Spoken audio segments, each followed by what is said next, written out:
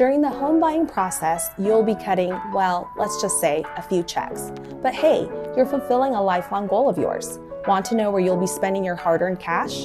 Let's dive in.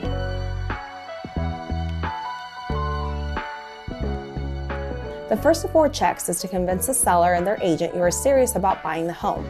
That's called your earnest money deposit. This is a good faith initial deposit towards the price of the home that is collected by the settlement agency when the offer on the home gets accepted.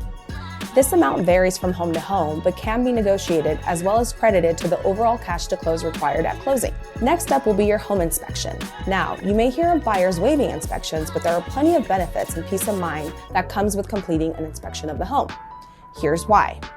These inspections are done by professionals who have been trained to do a complete assessment of the home's integrity, from the kitchen tile to the roof, to the walls and the windows, and all the way down to the structural components of the electrical and heating.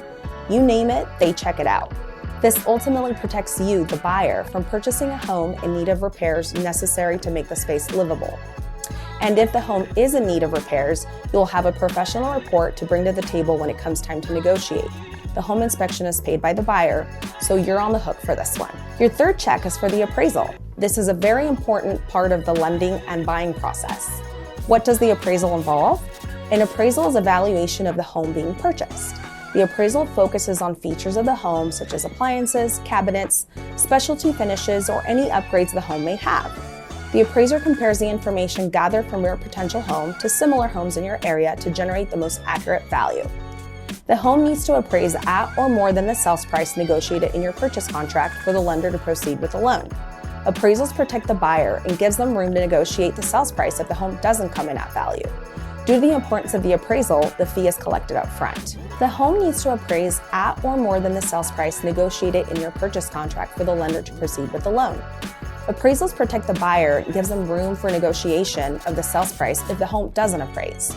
Due to the importance of the appraisal, the fee is collected up front. Last but certainly not least, your cash to close is the last check you will cut. You'll need to bring the last of the cash to pay some of the fees you've accrued throughout the process. These line items include things like your down payment, impounds, origination fees, processing and underwriting fees, as well as notary, recording, and title fees. These line items are also known as closing costs. A full upfront payment of 1 year of homeowner's insurance is also required at closing in addition to property tax reserves. This last check you will write will be made out to the settlement agent at the time of closing to finalize your transaction. Your lender should provide you with a closing disclosure at least 3 days before closing to ensure the final figures are accurate.